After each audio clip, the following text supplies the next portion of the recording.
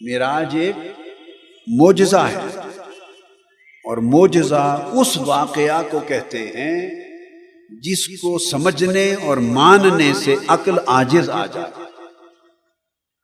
جس کو سمجھنے اور ماننے سے انسانی عقل عاجز آ جائے، چونکہ وہ خلاف عادت ہوتا ہے، خلاف طریقہ ہوتا ہے، خلاف ضابطہ ہوتا ہے۔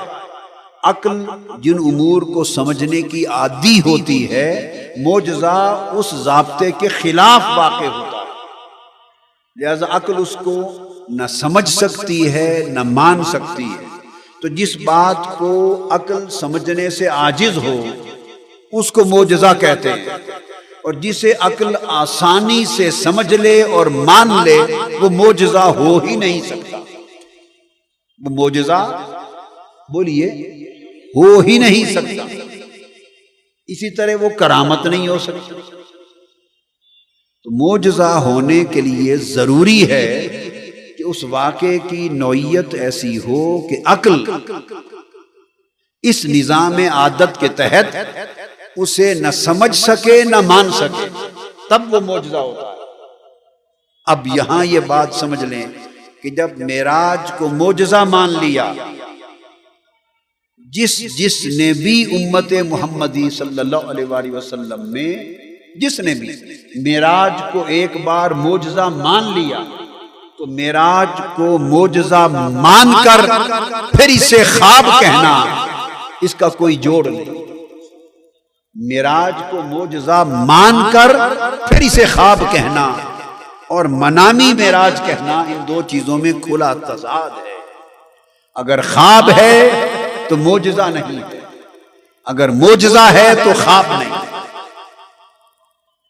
اللہ تبارک و تعالی نے سبحان الذی کہہ کر بیان کر دیا کہ یہ واقعہ معراج اظہار عادت نہیں، اظہار قدرت،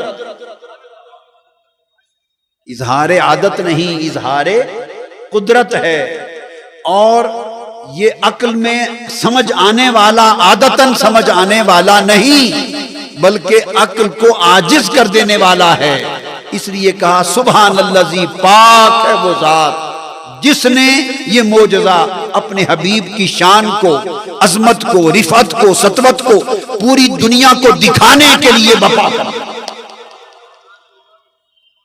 یہ معجزہ ہے، تو لفظ سبحان اس کے معجزہ ہونے پہ دلالت کرتا ہے۔ اب تیسری حکمت اس میں اور ہے، اللہ رب العزت نے فرمایا سبحان الذی اسریٰ بعبدہ، پاک ہے وہ ذات جو اپنے بندے کو سیر پہ لے گئی۔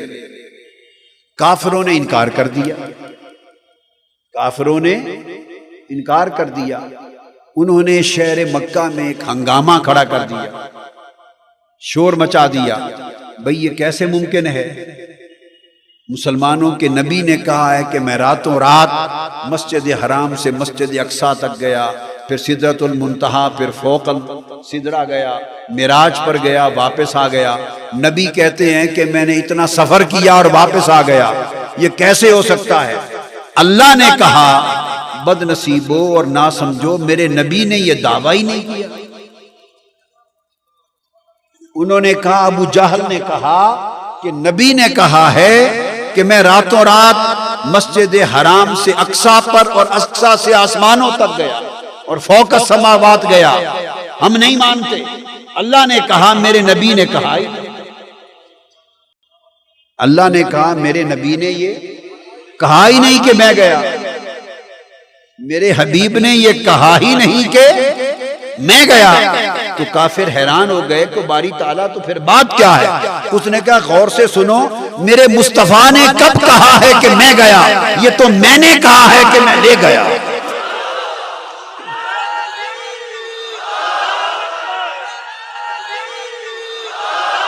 تو سبحان کہنے کا مقصد یہ تھا کہ معجزہ معراج کی حقانیت کا انکار کرنے والوں اور عالم بیداری میں مصطفیٰ کے معراج پر متحیر ہونے والوں اور عالم بیداری میں مصطفیٰ کے معراج پہ تعجب کرنے والوں انکار کرنے والوں، ڈنڈورا پیٹنے والوں، ہنگامہ کھڑا کر دینے والوں، عقل سے کام لو۔ سوچو مصطفیٰ نے دعویٰ ہی نہیں کیا کہ میں گیا، دعویٰ مصطفیٰ کا نہیں، دعویٰ خدا کا۔